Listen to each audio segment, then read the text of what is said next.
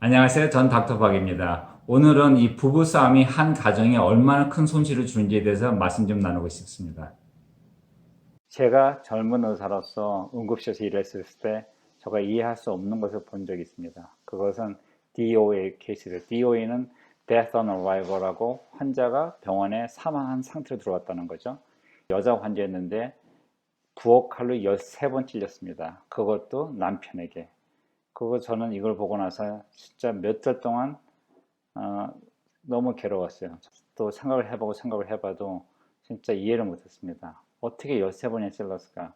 어떻게 자기가 사랑했던 사람을 그렇게 미워할 수 있을까? 다시 머릿속에 다시 생각해봤을 때 처음에는 다들 서로 사랑한다고 시작하겠죠. 서로만 있으면 된다. 이렇게 생각하고 시작했고 또 그 다음에는 영혼을 약속하죠. 그러다가 어느 순간 맞싸움이 시작되고 그 다음에 서로들의 잘못을 지적하기 시작하고 그 다음에 인위적으로 상대방한테 상처 있는 말을 하겠죠. 그리고 아무도 멈추지 않겠죠. 그러고 나서는 서로 말도 안 하고 냉전도 해봤겠죠. 다 안 됐을 때는 폭력이 또 시작됐을 거고 어느 순간 한 사람이 자기의 감정 조절이 안 되고 이 모든 상태는 비극으로 끝난 겁니다. 이때 저는 생각해봤어요. 정말 돌아갈 수는 없었을까? 피해갈 수는 없었을까?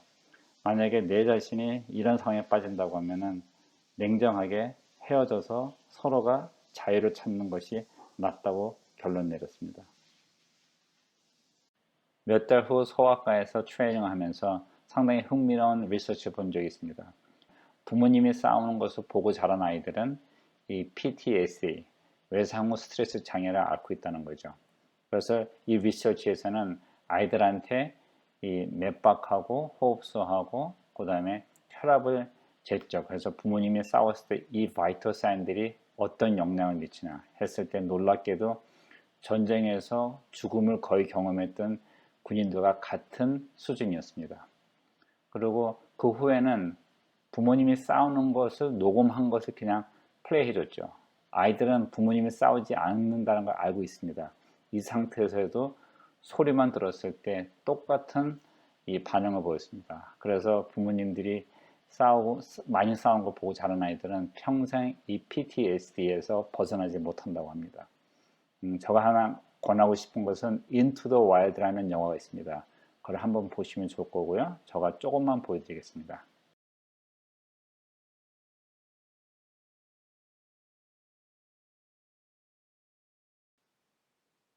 이 영화는 트루 스토리입니다. 이 훌륭한 젊은이는 대학을 졸업하고 하버드 법대에 입학하죠. 하지만 어렸을 때 부모님 밑에서 자랐을 때 이 아이들은 항상 부모님들이 싸우는 거 보고 여기서 이 아이들은 PTSD를 앓기 시작하며 올바른 인격과 성격을 만들지 못하고 반사회적으로 성장하죠.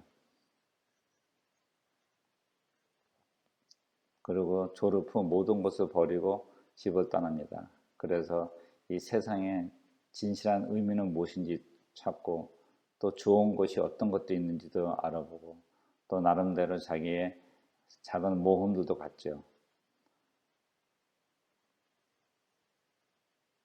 또 좋은 친구들도 만나지만 한 자리에 정착하지 못하고 항상 또 떠납니다. 끝에는 알라스카 숲에 혼자 들어가서 살아보려고 하죠.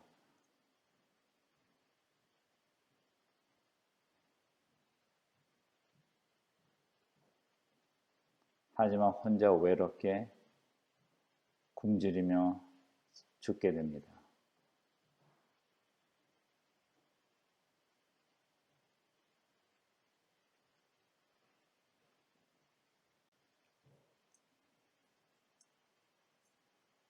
부모님들이 싸우면 아이들이 가장 먼저 하는 것은 울며 안타깝게 싸움을 말리려고 합니다. 하지만 이것이 안 될 때는 아이들은 절망에 빠지죠. 자기가 믿었던 세상이 다 무너졌기 때문에. 그리고 그 다음에는 화를 내봐요.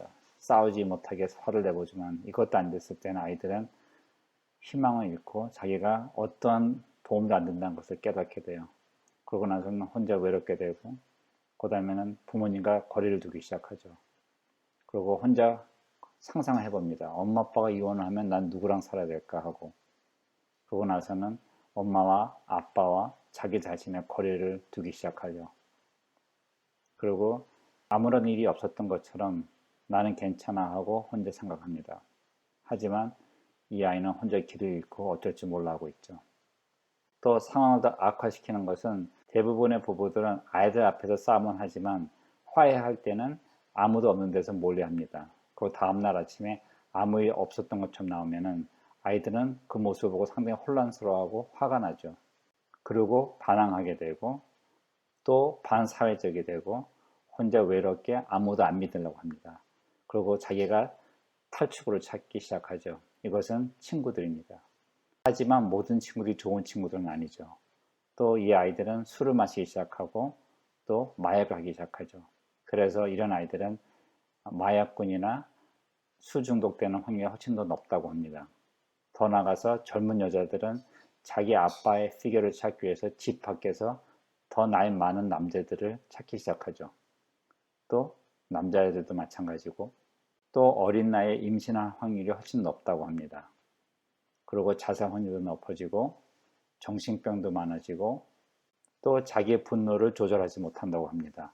더 나아가서 자기 감정을 조절 못하는 성인으로 큰다고 하죠.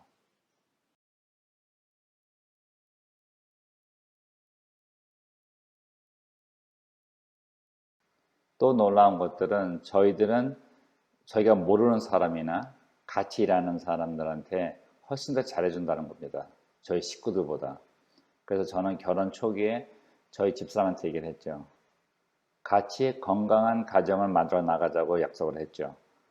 그리고 저희는 같이 대화를 했습니다. 만약에 문제가 생기거나 싸움이 일어났을 때는 이것을 어떻게 해결할 것인지.